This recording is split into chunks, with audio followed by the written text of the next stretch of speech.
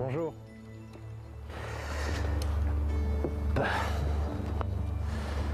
Voilà, je m'appelle Didier Brun et aujourd'hui je vous invite à une partie de pêche assez étonnante, la pêche à la mouche et notamment la mouche de mai. Une canne, quelques mouches et on risque de prendre de très beaux poissons.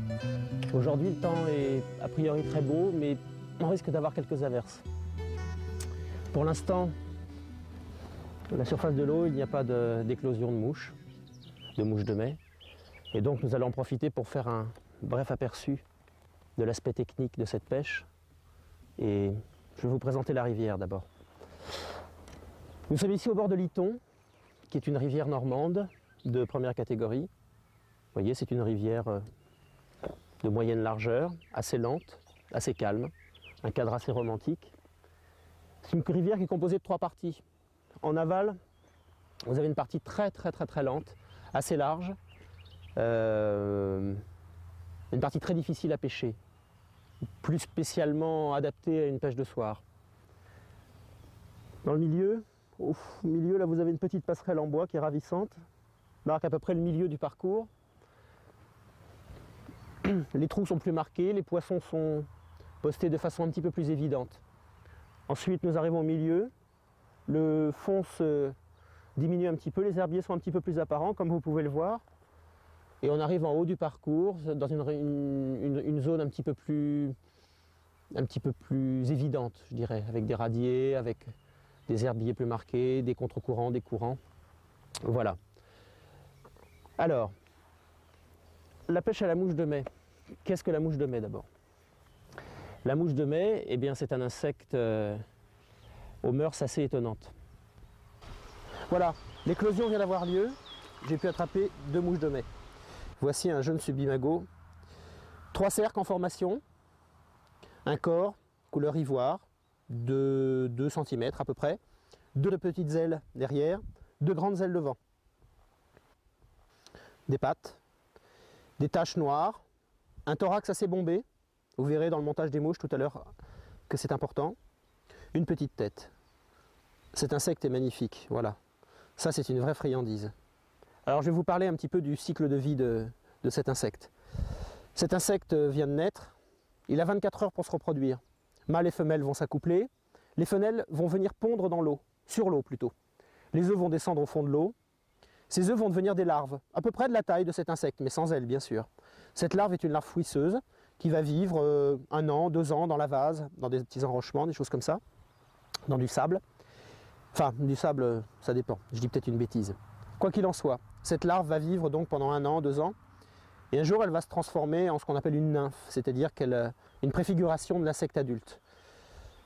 Son thorax va se bomber parce que le sac alaire est en formation, les ailes sont rempliées à l'intérieur, et puis un jour, elle va monter dans l'eau, elle va partir du fond, elle génère une espèce de substance gazeuse qui lui permet de s'alléger un petit peu. Elle rampe, elle accélère son mouvement à la surface, elle arrive à la surface de l'eau, l'enveloppe du thorax se déchire, les ailes apparaissent. Voilà, l'insecte qui vient de sortir de l'eau. On l'appelle le subimago parce qu'il n'est pas encore définitivement formé. Il n'a pas encore ses couleurs définitives, les cercles ne sont pas encore suffisamment longs, etc. Donc, il a une destinée épouvantable, ce pauvre insecte. Il va vivre à peu près 24 heures, il va s'accoupler, puis il va mourir, tout bêtement. Les oiseaux en sont très friands. Vous verrez au cours de la pêche que les hirondelles, les passereaux, les pourchassent évidemment. Les truites, bien entendu, les prennent à tous les stades. Au stade larvaire, au stade nymphal, bien sûr au stade du subimago. Lorsque l'insecte se débat dans la surface, produit des légères vibrations, c'est très excitant pour les poissons.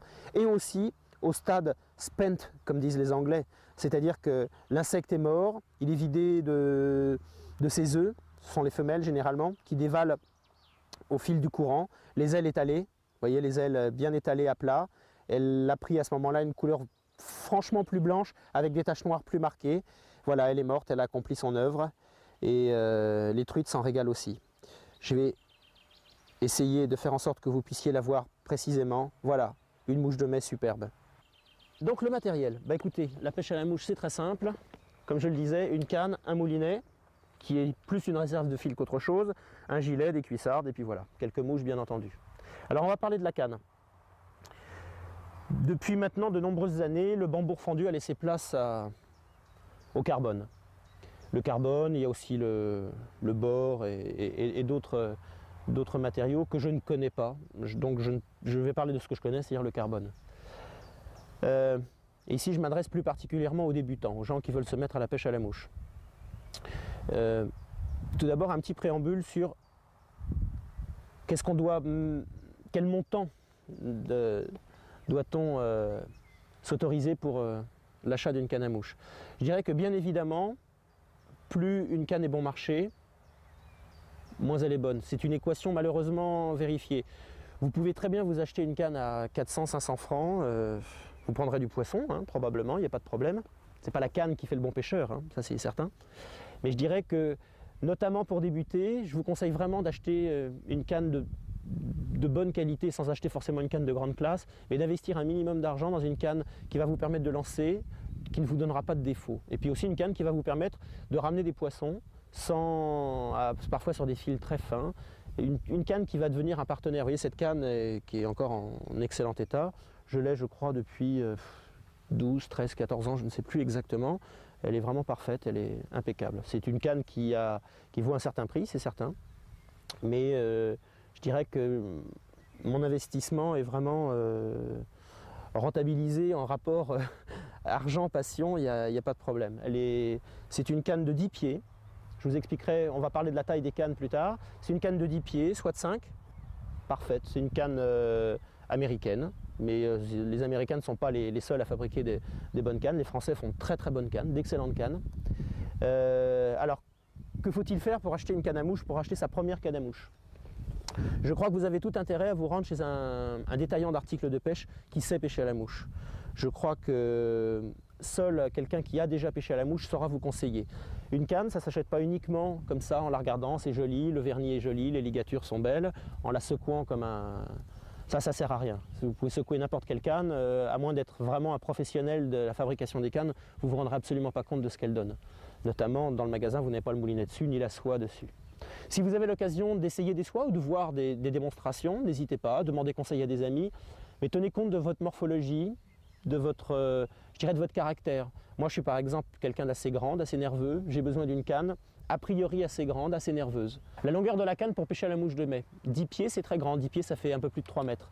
10 pieds c'est assez grand parce que cette rivière, sur le bas notamment, est assez large et en Normandie il y a souvent beaucoup de vent. Et j'ai besoin d'une canne relativement puissante, quoiqu'elle est assez fine finalement, puisque je lance une soie de 5, ce qui est quand même relativement fin. 10 pieds me paraît une bonne longueur. J'ai une autre canne aussi qui fait 9 pieds et demi. Je dirais qu'une canne qui se situe entre 9 pieds et 10 pieds est une très bonne canne pour pêcher à la mouche de mai. La mouche de mai est assez grosse. On utilise des racines, des pointes de bas de ligne assez denses quand même, puisqu'on est en 17, 20 centièmes à peu près. Bon, elle est entre 15 et 20 centièmes. Donc voilà, ça c'est, je dirais, qu'une très bonne canne pour pêcher à la mouche de mai.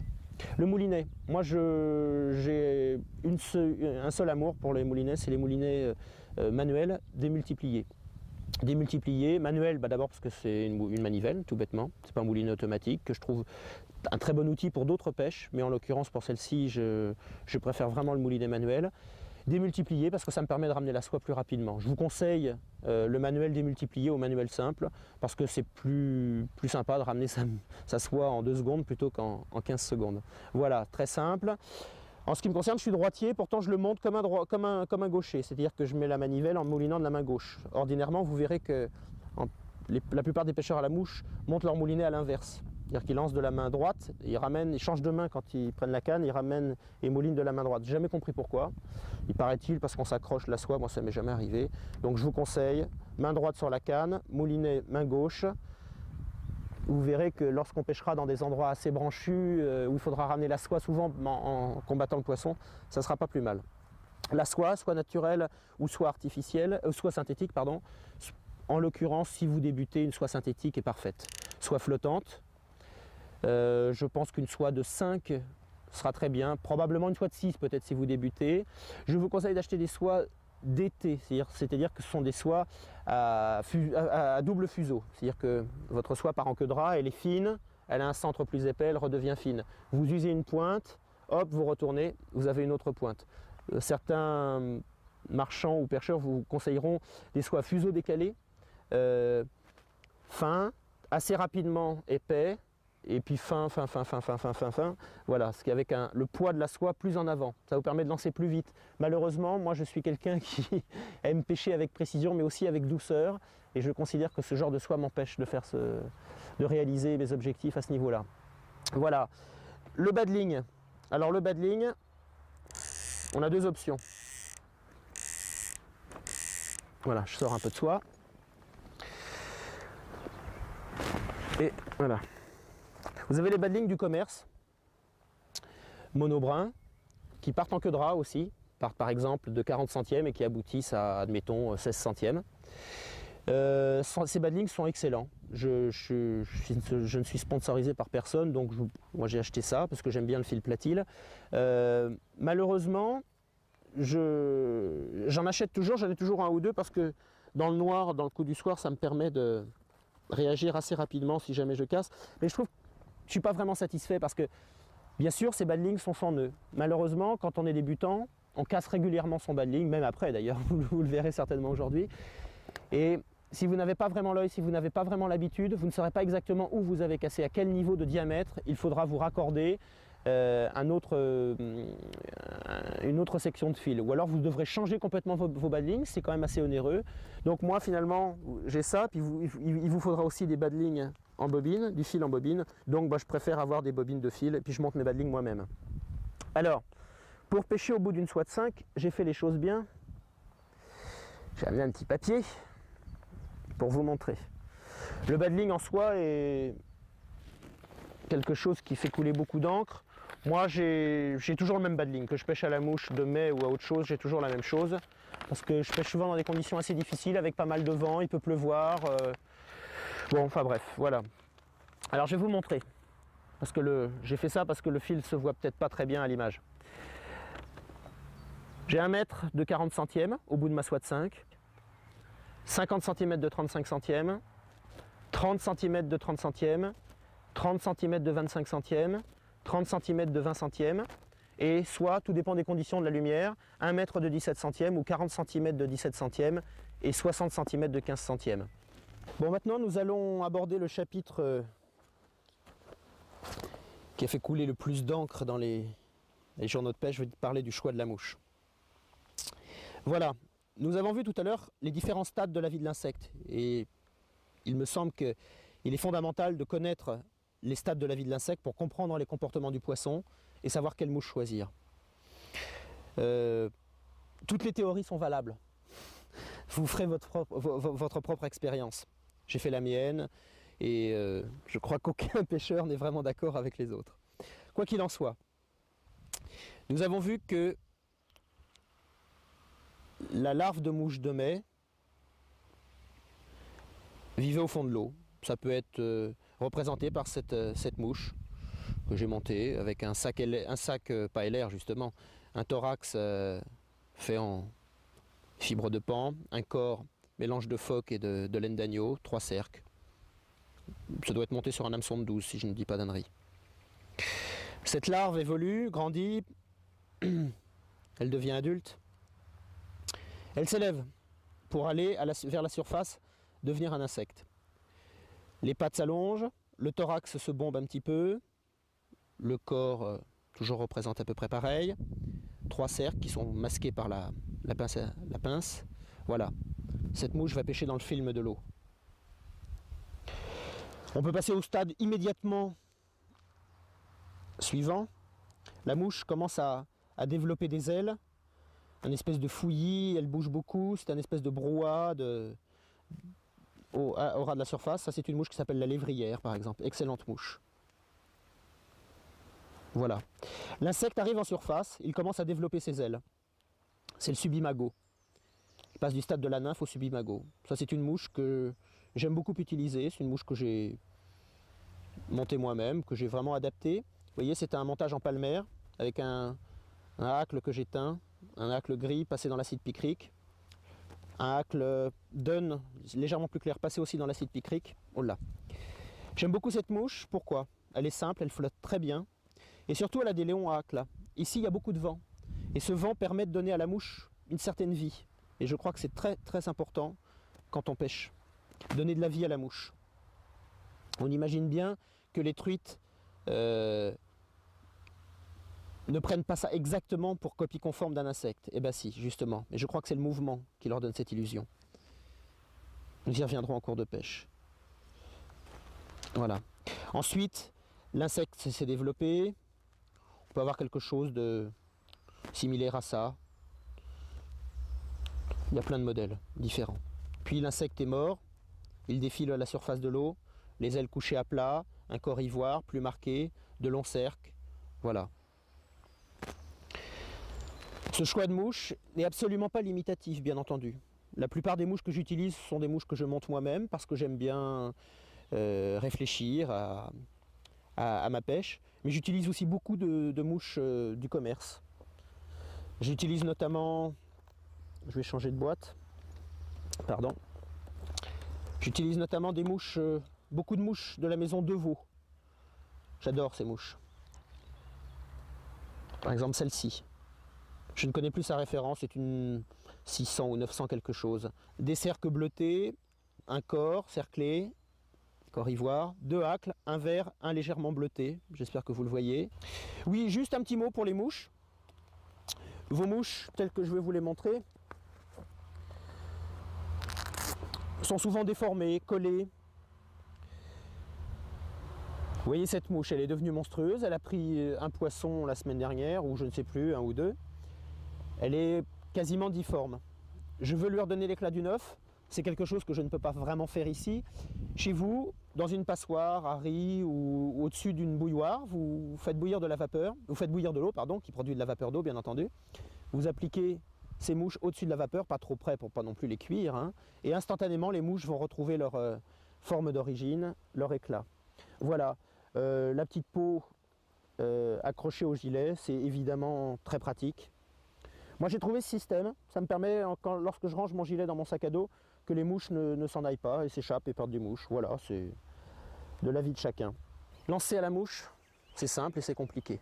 C'est simple quand on est un enfant par exemple, décontracté, qu'on ne se pose pas de questions. C'est compliqué quand on est plus vieux, qu'on se met, comme disent les sportifs, une certaine pression et que les muscles des épaules, du poignet et des avant-bras se raidissent. Et là vous perdez tout contact avec votre canne, car c'est votre canne qui va vous aider à lancer, votre canne et votre soie.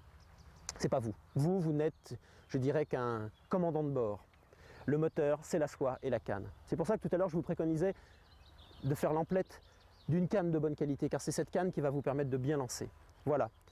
Lancer, c'est très simple. C'est doux, c'est souple. La mouche ne pèse rien et je vais devoir poser ma mouche de l'autre côté. Un poisson vient de gober, par exemple. Et il va falloir que je fasse ça vite, bien, doucement, sans me montrer. Je reste debout bien entendu là pour la démonstration. Normalement je serai à plat ventre derrière les iris, hors de vue du poisson. D'accord? C'est très simple. Aucun muscle raide, rien.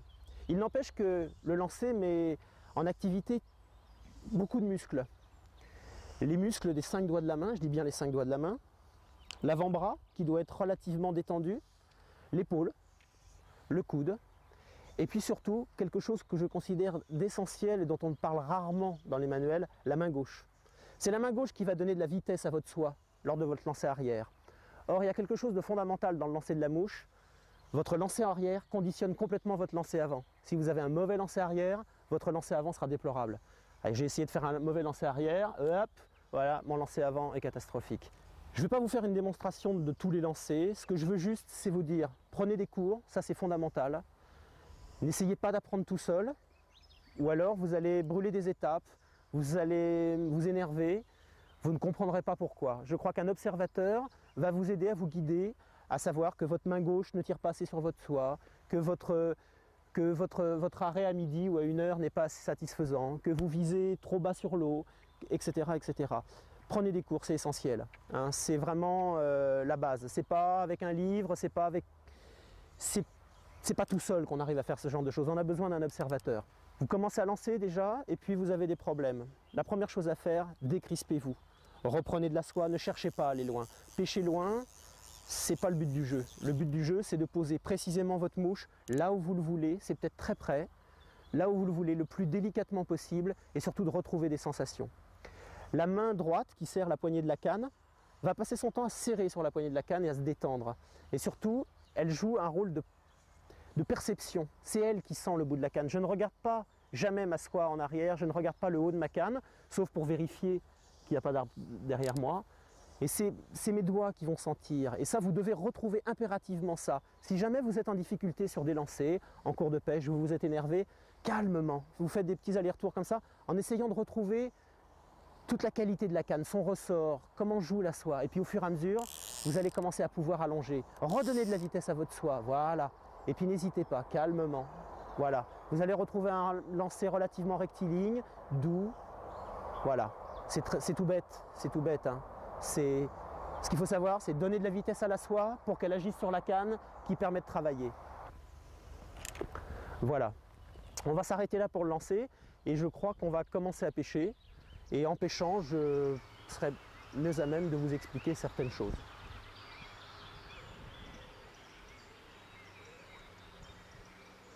Nous allons commencer la pêche à proprement parler. À 12 mètres au-dessus de moi, sur le long de la rive, vous voyez un bosquet avec des petites fleurs blanches. Je crois que c'est un sureau si je ne dis pas de bêtises. Il me semble qu'une truite est juste dessous. Je l'ai vu gober une fois. Je sais qu'ici il y a de belles pièces, mais qui sont très craintives parce qu'elles sont très souvent pêchées, remises à l'eau, et du coup elles ont vraiment une grande habitude de se faire prendre. Elles n'aiment pas du tout ça. Depuis que je suis rentré dans l'eau, j'ai essayé de rentrer dans l'eau le plus doucement possible. Elle n'est pas remontée. Aucune mouche de mai est passée dans sa fenêtre. Des petites grises sont passées, mais pas de mouche de mai. Je vais donc essayer de lui présenter une mouche au ras de l'arbre et essayer de la décider. Mais il est fort probable que cette mouche soit très difficile à prendre. En ce qui concerne le lancer, vous voyez, je ne suis vraiment pas loin. Je vais donc m'appliquer à lancer le plus précisément possible et surtout le plus délicatement possible. C'est une mise en application de ce que je disais tout à l'heure sur le lancer, à savoir qu'il n'y a pas besoin de lancer loin. Je suis rentré dans l'eau, je me suis mis à 12 mètres. J'aurais pu me mettre plus loin, malheureusement je ne peux pas. Derrière moi il y a un saule qui m'empêche absolument. Oh, un superbe gobage, juste là.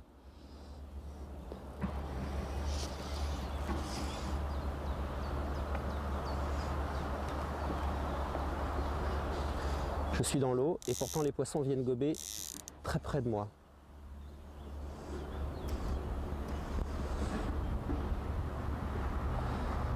Bon, de toute façon, ce n'était pas le poisson que je souhaitais obtenir. Je vais donc m'appliquer à poser ma mouche près du sureau. Voilà, je suis dans le sureau. C'est une parfaite application de ce qu'il faut faire. Surtout, lorsque vous vous accrochez dans un arbre, ne jamais tirer. La force du courant suffit juste à décrocher votre mouche. Si vous tirez, vous êtes accroché. Il n'y a aucune honte à s'accrocher dans un arbre. Plus vous viserez près des arbres, plus vous prendrez de risques, plus vous aurez de chances de prendre du poisson. Voilà. J'aurais très bien pu m'accrocher.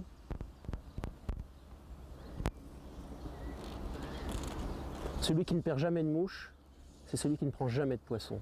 Perdre une mouche n'a rien de honteux. Voyez, je recommence. Hop, la mouche tombe naturellement de l'arbre. Je crains malheureusement que ce poisson ait quitté son poste depuis quelque temps.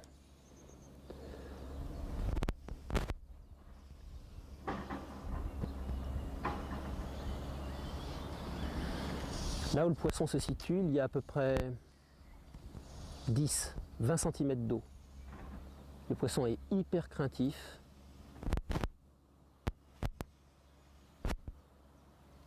Ne sachant pas exactement où la truite se situe, je prospecte. Je suis allé sous l'arbre, là je vais un petit peu plus à gauche, un petit peu plus loin. Toujours lorsque vous attaquez un coup, commencez par poser plus près que trop loin. Trop loin, vous couvrez le poisson qui risque d'être plus proche que vous ne l'imaginez. Et c'est foutu. J'essaie d'être au ras de l'arbre. Voilà. A priori, ce poisson est parti, ou en tout cas, ne veut pas se manifester. Non, apparemment, j'ai été démasqué et les poissons ont dû se caler.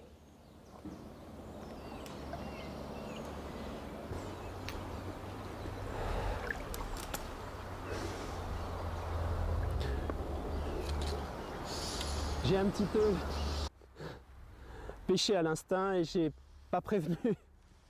Voilà, j'ai accroché une très belle fario en face. J'ai vu un gobage lorsque j'attaquais, enfin du moins je l'ai entendu, lorsque j'attaquais le poisson sous le sureau. Et finalement, vous voyez, une jolie petite fario qui doit avoisiner ses 35 cm à peu près, à mon avis. Voilà, elle a pris ma mouche au premier passage. Vous n'avez pas pu le voir à l'image. J'ai posé ma mouche, ne sachant pas exactement où se trouvait la truite, j'ai repéré le gobage à l'oreille. J'ai posé la mouche dans une fenêtre, disons, de 5 mètres sur 5. Un lancer précis dans la mesure où je voulais poser ma mouche là, mais je ne savais pas exactement où était la mouche. En plus, c'est en aval de moi. J'ai donc posé la mouche et délicatement, j'ai animé ma mouche très très légèrement pour donner à ma mouche un petit peu d'activité, comme si c'était un subimago en train d'éclore à la surface. Oui, c'est un très joli poisson. Pas énorme, mais très très beau poisson. Une très belle truite. Voilà. Doucement, elle s'est fatiguée, sans brutalité. Je l'amène à l'épuisette. Elle est dans l'épuisette. Voilà. C'est le premier passage. Le premier passage qui compte. La délicatesse du posé, c'est un lancer assez difficile parce qu'en fait je suis dans l'eau, les herbes sont très hautes, derrière il y a des arbres et c'est très très difficile de lancer, surtout de poser correctement. Voilà, regardez.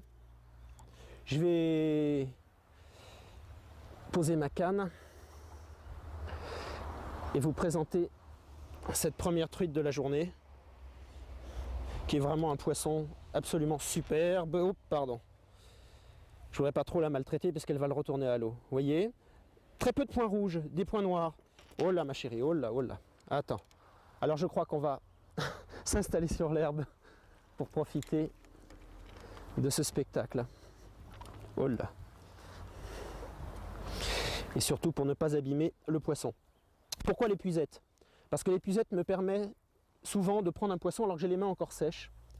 Et je voudrais en parler tout de suite. Des mains sèches sur un poisson, c'est lui donner des maladies systématiquement. C'est très mauvais, vous lui enlevez du mucus, c'est très très mauvais. Donc mouillez-vous toujours les mains avant de toucher un poisson, au besoin au bord du filet de l'épuisette. Là il vient de pleuvoir, donc l'herbe mouillée sera parfaite pour elle. Je vais la poser délicatement. Voilà, je vais décrocher la mouche. Oui, voilà, je mets un ardillon très fin. Pardon. Voilà. Première chose, nous allons la mesurer. Un petit mètre de couturière, un petit mètre à ruban, monté sur un petit ressort qui rentre tout seul. On mesure à partir de l'échancrure de la queue jusqu'au bout du museau. Voilà, 34 cm. Attendez, soyons très précis. Non, en fait 35. 34-35. Voilà. Je connais bien mes truites, en la prenant, je disais qu'elle faisait 35. Il n'y a aucune tricherie. Regardez, une robe superbe, une nageoire adipeuse légèrement orangée, magnifique. Une nageoire anale bordée de blanc, superbe. Quelques points rouges. Ce sont des truites assez différentes, des truites par exemple des rivières auvergnates, par exemple, qui sont très foncées avec des points rouges. Regardez ces couleurs irisées, magnifique, magnifique. Très très beau poisson. C'est un poisson qui doit faire 500-600 grammes à peu près. Superbe poisson. On va abréger ses ennuis du jour et nous allons la remettre à l'eau. Quand vous remettez un poisson à l'eau, vous faites tout doucement. Vous ne relâchez pas la truite tout de suite. La truite a besoin de se calmer et de s'oxygéner à nouveau. Donc calmement, vous le posez entre vos jambes et vous le maintenez, comme vous feriez en donnant le bain à votre premier enfant. Très tendrement, très calmement. La truite, tout doucement, va s'oxygéner. Si vous voyez qu'elle a du mal à reprendre un petit peu vie, tout doucement, vous aérez ses ouïes en lui faisant faire des petits mouvements de va-et-vient comme ça. Vous la soulevez à peine, hein, c'est vraiment... Et puis tout doucement, elle va décider qu'elle a envie de partir. Voilà. Elle est un petit peu sonnée, je l'ai laissée un petit peu dehors pour vous la montrer. Elle va mettre quelques instants à s'en remettre. Allez ma belle. Elle s'en va. En général, les poissons restent, hop là, voilà, elle s'en va tout doucement. En général, les poissons restent très près de l'endroit où vous les remettez à l'eau. Ils ont besoin vraiment d'une petite cure de sommeil. Voilà, bah, on va essayer de continuer la pêche. Il y a une certaine difficulté à noyer le bas de ligne près de la mouche. Je déteste personnellement que le bas de ligne flotte près de la mouche. Je trouve que ça laisse une trace à la surface de l'eau qui, je trouve, parfaitement déplaisante. Je fais un petit peu d'anthropomorphisme, mais j'imagine que les truites n'aiment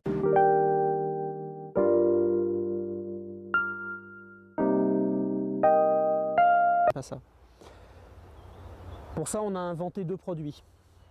La nature a inventé un premier produit qui coûte pas cher, c'est la salive. Donc lorsque vous êtes en attente, j'ai vu un gobage il y a à peu près 2 minutes au milieu. Lorsque vous êtes en attente que le poisson remonte, vous ne savez pas exactement où il est, vous attendez, vous observez. C'est pas très élégant, mais vous mettez votre bas de ligne, notamment la pointe qui est près de la mouche, vous mettez dans la bouche. Vous le laissez en permanence comme ça. Ça a une action dégraissante, puis ça le maintient humide. Il aura plus de facilité de couler. Un autre moyen, de prendre de la boue très légère qui couvre les végétaux au ras des rives. Cette boue très très douce, c'est un très bon dégraissant aussi. Enfin, il y a un troisième moyen chimique qui s'achète. J'en ai parce que parfois c'est nécessaire. Ça s'appelle, non, ça c'est pour faire sécher les mouches, faire flotter les mouches, voilà c'est ça. Ça s'appelle Leader Sinker en anglais, c'est un couleur de bas de ligne, quoi. Si on veut le dire. C'est une espèce de produit que vous appliquez sur le bas de ligne. J'imagine que c'est à base de glycérine. Moi-même, je mets parfois de la glycérine. Voilà, vous avez le choix. À 10 mètres devant nous, il y a un poisson qui vient de gober. On était en train d'inspecter plus loin. Et je voudrais attaquer ce poisson. J'imagine que je ne vais pas le prendre, mais je voudrais vous montrer 2 choses. D'abord, la façon d'approcher un poisson, comment je fais. Et puis aussi, tenter de vous démontrer avec succès qu'on peut pêcher sous la canne en pêchant à la mouche. Le poisson se situe dans l'axe de Monsion à 3 mètres au-dessus de Monsion à peu près. Il a gobé 2 fois. Sur un poisson comme ça, n'ayez pas peur de jouer les sioux.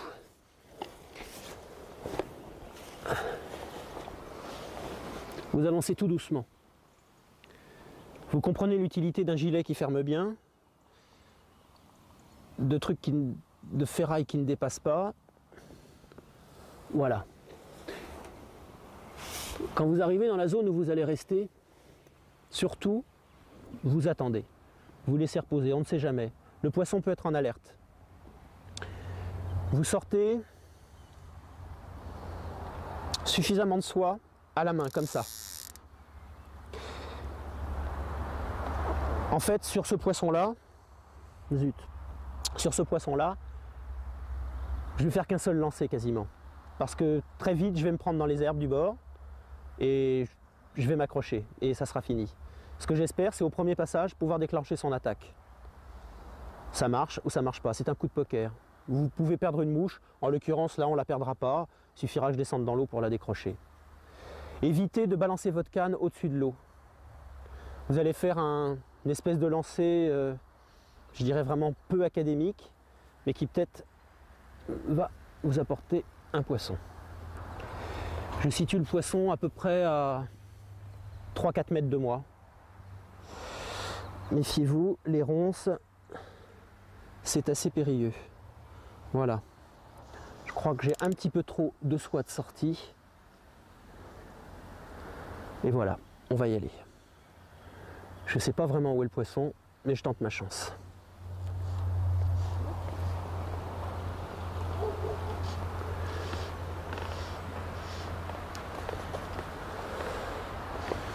Je ne me suis pas accroché, je vais pouvoir continuer. C'est vraiment une pêche à l'aveugle là. Hein. Vous voyez mon bas de ligne, je ne sais pas, j'imagine que vous le voyez mieux que moi. Voilà, je suis accroché. Ça risque d'être fini. Non. Mon bas de ligne ne coule pas parfaitement. Ça, j'aime pas ça du tout. C'est probablement une des causes du refus. Je vais essayer un petit peu plus haut.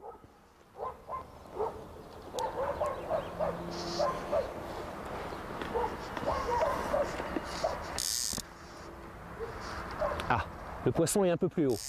Je viens de repérer son attaque un peu plus haut.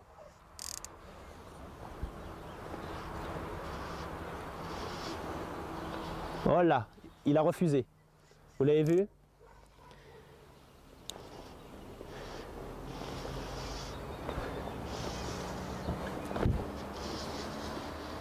Je vais changer de mouche. Je vais attendre un petit peu. Je vais présenter 4-5 fois ma mouche. Les 2 premières fois, j'étais trop bas. Les 2 suivantes, j'étais bien.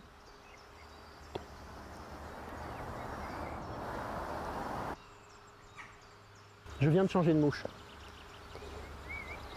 Je l'ai vu gober 2-3 fois pendant que j'essayais de lui présenter mon imitation. Visiblement, je ne voyais pas de mouche auparavant à la surface de l'eau. J'imagine que cette truite est soit sur des nymphes en train d'éclore, soit sur d'autres petites mouches plus petites, je ne sais pas. Je tente ma chance avec une mouche qui va pêcher dans le film de la surface. C'est une mouche avec juste des hacks, très léger, un corps, des cercles. J'ai mouillé la mouche avec la salive, elle va flotter vraiment dans le film de la surface. On va voir ce que ça donne.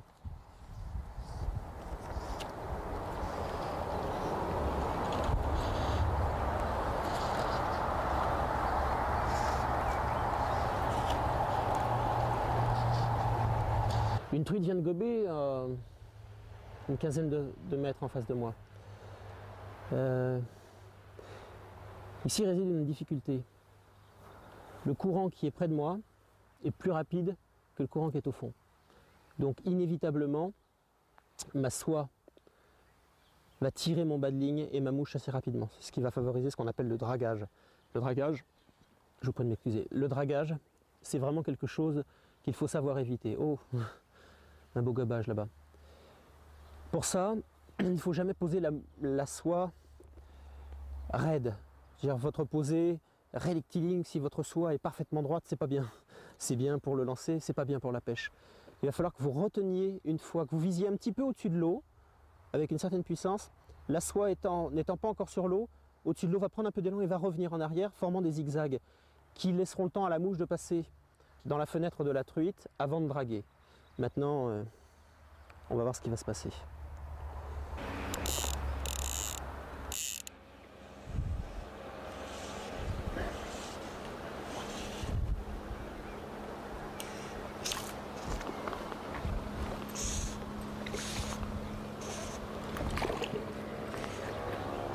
Voilà.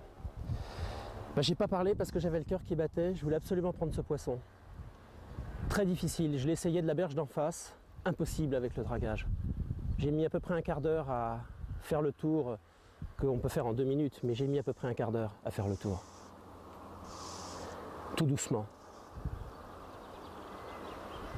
Je ne compte plus les piqûres d'ortie sur les mains. Vous m'avez probablement vu patouiller comme un misérable dans les ronces, comme un mauvais pêcheur. Ce qui fait la différence, c'est que moi j'ai su prendre les risques, j'ai su lui présenter la mouche 1 fois, 2 fois, au bon moment, doucement. Sans me vanter, je suis très très fier de ce poisson. Il n'est pas énorme, 35 cm à peu près. Peut-être un petit peu plus. Mais vraiment ce poisson je l'ai mérité. Je suis vraiment super, super, super content. Oh là, doucement, doucement. Si je le perdais maintenant, je serais un petit peu triste, c'est certain. Mais le plus important pour moi, c'était de l'accrocher. Très belle truite fario. Très très beau poisson. Zut, on épuisait. Je suis tellement ému que je fais des bêtises. Très beau poisson. J'embarque de l'eau dans les cuissardes, c'est pas grave. C'est ça. Très beau poisson. 37 cm à peu près. Ouais. Là, je suis content. Là, je suis très content parce qu'elle était très difficile à prendre. Dans 10 cm d'eau, le premier dragage la faisait fuir. C'est un poisson superbe. C'est un poisson vraiment magnifique. C'est indescriptible. J'espère que vous pouvez le voir. Je vais essayer de vous le montrer mieux. Vous voyez, elle a lâché la mouche dans l'épuisette. Ouh. Vous voyez, le lancer était... Je suis désolé, j'ai vraiment pas parlé pendant la prise, mais c'était un lancer horizontal. Verticalement, je risquais de m'accrocher derrière, je risquais de lui faire peur. Délicatement, j'ai amené ma mouche à se poser dans son secteur. Elle est venue la chercher. Voilà. Ça, c'est un beau poisson. 39 cm, c'est un poisson de toute beauté. J'espère que vous le voyez assez bien. Super, on va le remettre à l'eau. Je l'embrasse. Parce que ça, c'était un super poisson. Allez ma belle. Et voilà. Le poisson a pris au 3e passage. Je crois que c'est une truite qui doit être sensiblement identique à la précédente. Oh là, oh là, oh là, elle s'approche de moi. Visiblement, son gîte est dans ce coin-là.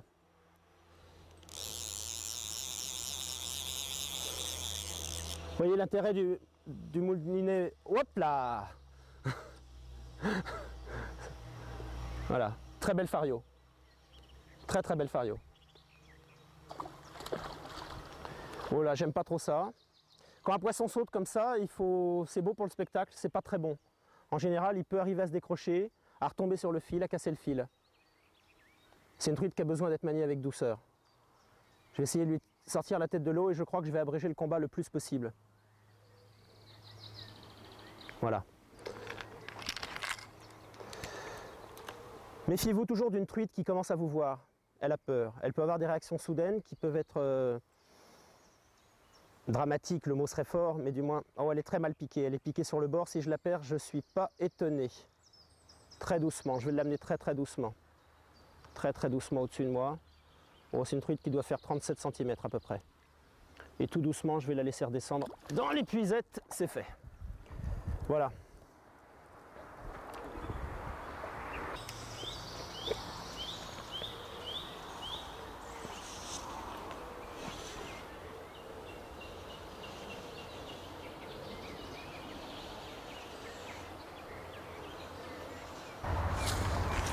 Ah, loupé. Vous voyez, je l'ai manqué. Elle est venue chercher ma mouche et je l'ai manqué. Je vais peut-être réessayer, on ne sait jamais.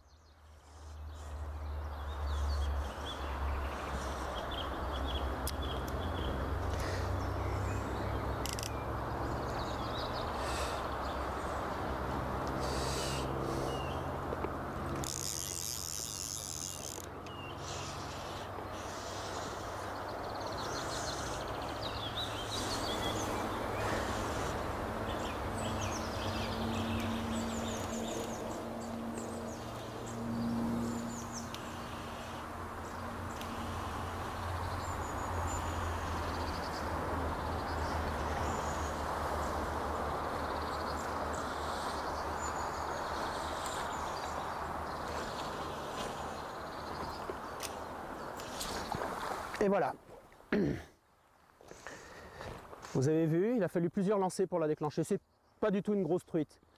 De toute façon, je crois qu'une grosse truite ne serait pas montée. Je crois qu'elle aurait eu plus peur parce que mes posées n'étaient absolument pas impeccables. Oui, c'est un petit poisson. Hop là. Je fais des bêtises, moi. Voilà. Ah, quand même.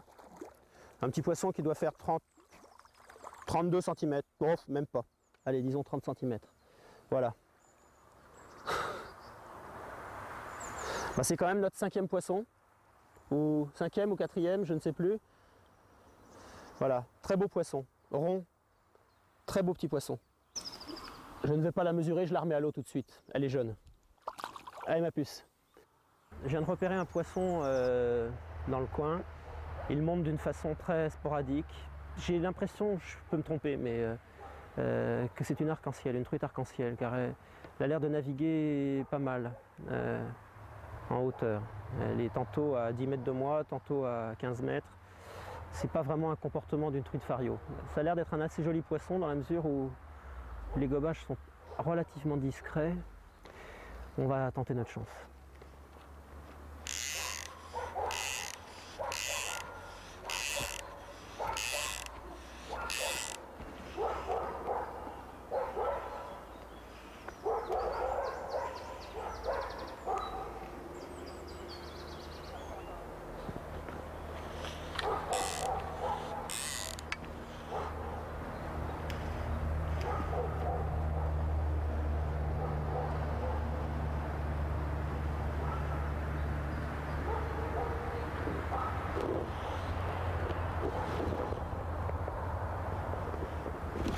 Voilà.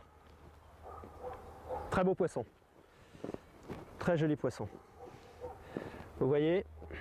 Non, je pense que c'est une fario d'ailleurs. Je pense pas que ce soit une arc. Voilà. Troisième ou quatrième passage, je ne sais plus. Elle est venue gober ma mouche, tranquillement. Je crois que c'est un beau poisson malgré tout. Oh oui, c'est un beau poisson. Très grosse traction. Oh là! Surtout lorsque vous vous bagarrez avec un poisson, enfin j'aime pas trop le mot mais bref, ne soyez pas brutal. Soyez ferme, souple, et c'est là où l'importance d'une canne de qualité joue son rôle.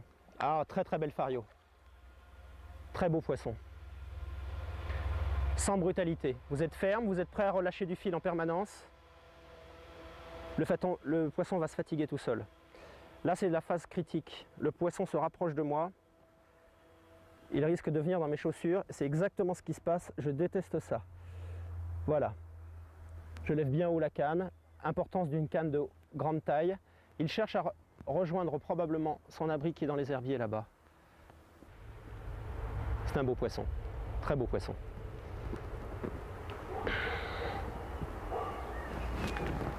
Voilà. Méfiez-vous. Lorsque le poisson commence à vous voir, il peut avoir des réactions assez violentes.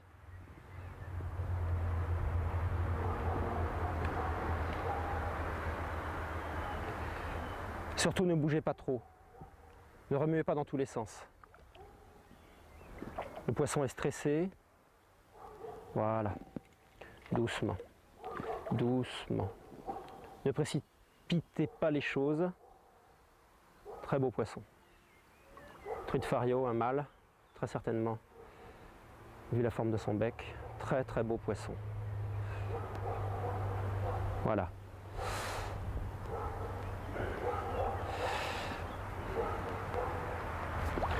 Voilà, vous voyez, l'épuisette, c'est le coup classique. L'épuisette lui fait peur. J'ai peut-être passé, tendu mon fil. Ah oui, c'est un beau poisson. Voilà.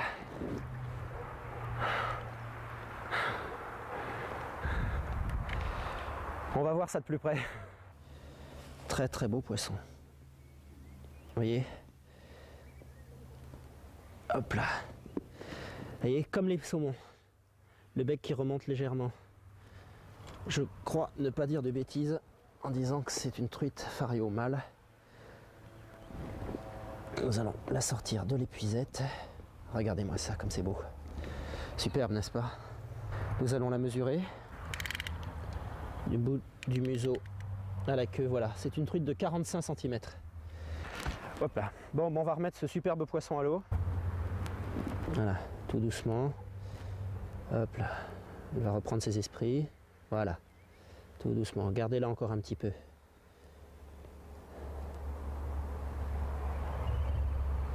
D'elle-même, je pense qu'elle donnera quelques coups de nageoire. Elle viendra. Elle me dira qu'elle peut naviguer toute seule.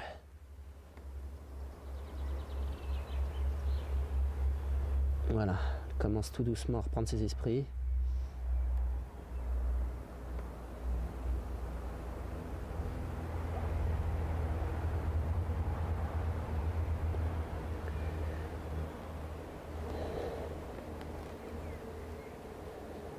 Voilà, nous allons la laisser partir. Voilà, ça y est.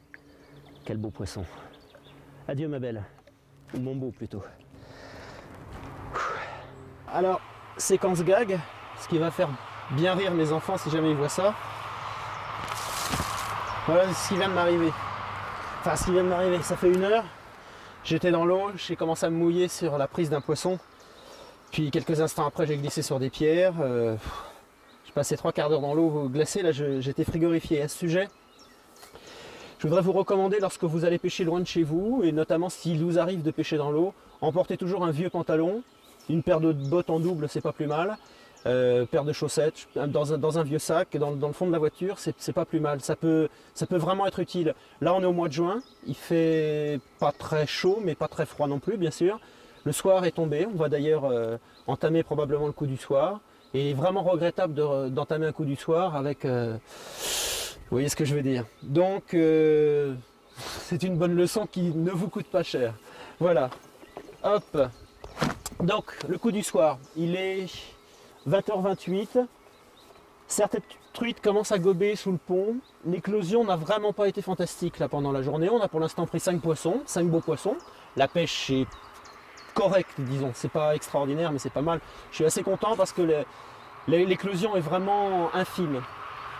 Les poissons sont très difficiles aujourd'hui. J'espère qu'on aura une belle soirée. Le temps s'est levé, c'est pas mal. Donc le coup du soir va commencer là dans quelques instants, probablement vers 9h, dans une demi-heure à peu près. Et nous pêcherons donc probablement jusqu'à 10h, 10h30. Donc ne vous y tenez pas, si l'image devient de plus en plus sombre, c'est tout à fait normal, ce n'est pas votre téléviseur, c'est nous, c'est le ciel, c'est comme ça. Voilà, en tout cas c'était une très belle journée, j'espère que le coup du soir sera à la hauteur.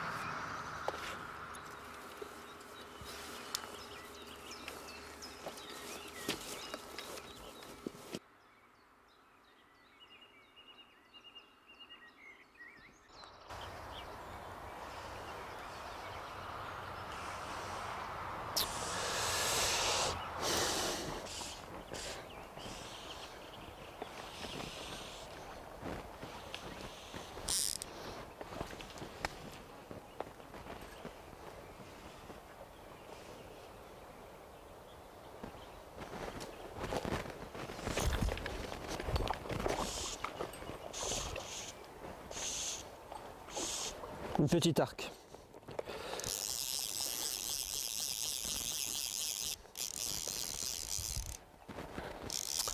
Voilà, une petite arc qui saute comme une folle. Premier poisson du coup du soir. Cet après-midi, j'étais monté en 15 centièmes, là je suis en 17 centièmes.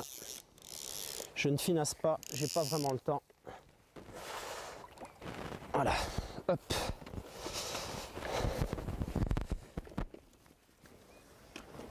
Voilà. Un petit poisson qui va tout de suite retourner à l'eau. Hop, hop. Hop. J'ai confondu vitesse et précipitation. Au coup du soir, il faut aller très vite. Tout d'un coup, ça se met tout d'un coup à s'activer.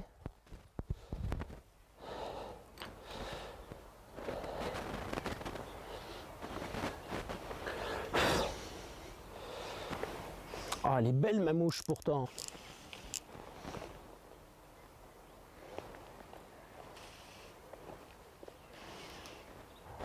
Voilà. Oh, c'est encore une petite.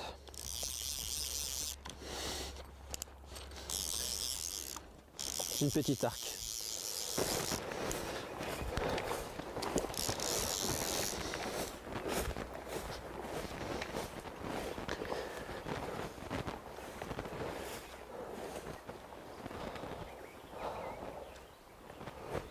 Oh là là là là là là là là là. Celle-là, j'aimerais bien l'attraper. Hein. Oh là là.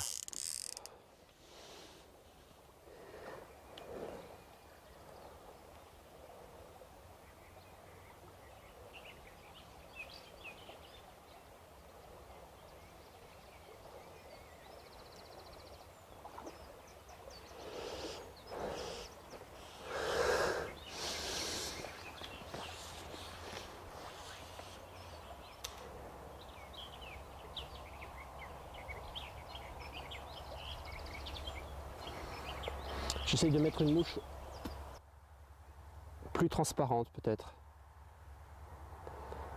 plus fluide.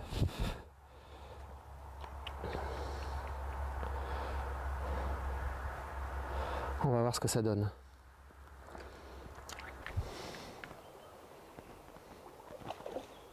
Eh oui.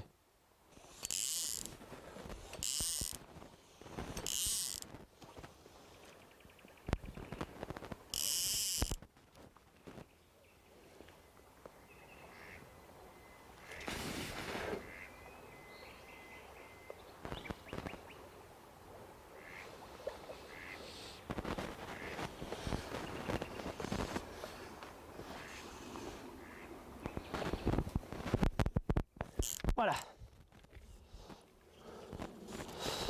Voilà une grosse arc. Pour la faire monter, j'ai dû monter 4 mouches différentes. Ce qui a fait la différence, après de multiples passages, ce sont les ailes. Enfin, je dis une arc, c'est peut-être une Fario après tout.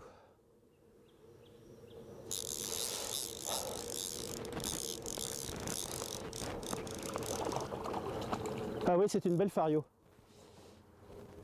Ah non, c'est une arc. Ah non, c'est une très belle Fario. Encore une belle Fario. Très joli poisson. Elle vient très rapidement ce soir. Ouah. Super. Super poisson. Il doit faire 42-43 cm.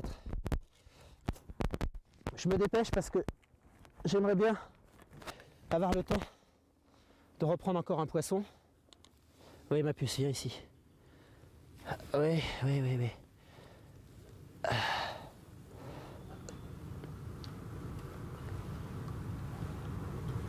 Voilà. On va la mesurer.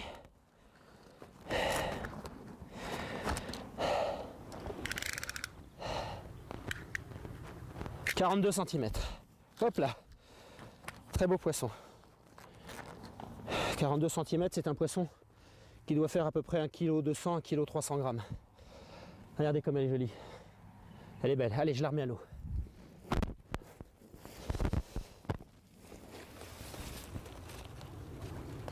Allez ma puce. Là, on vient de prendre notre 8e poisson, une superbe Fario de 42 cm. On va faire un rapide bilan de la journée. Éclosion très très médiocre. Un temps très changeant, vent du nord, vent d'est, vent d'ouest, vraiment des conditions épouvantables pour la pêche. Enfin, c'était une très bonne journée par ailleurs. On a pris 8 poissons, 8 truites, Fario, une de 31 si je dis pas d'ânerie, une de 37, 39, 40, 42, 48, non pas 48, 45 et 2 petites arcs-en-ciel. On va essayer de finir sur un dernier poisson. C'était une belle journée, j'espère que ça vous a donné envie de pêcher à la mouche. Pêcher à la mouche, c'est une pêche sublime, c'est une pêche que je qualifierais de romantique. On n'a presque rien, il y a le geste, il y a le silence, il y a les oiseaux, la beauté de l'endroit. Il faut se faire très discret, c'est une grande leçon d'humilité. Peut-être le montage de la vidéo vous fera croire que j'ai été un champion aujourd'hui. Je peux vous assurer qu'elles ont été très très dures à capturer. J'ai pas eu beaucoup de poissons à attaquer, j'ai eu une quinzaine de poissons. J'ai pris en moyenne un poisson sur 2, ce qui est plutôt correct pour une journée comme ça. Voilà, la brume commence à monter sur la rivière, les canards vont aller se coucher, et puis nous aussi. On va peut-être essayer de prendre un dernier poisson. Sinon, je vous remercie infiniment de votre compagnie, c'était super. Au revoir.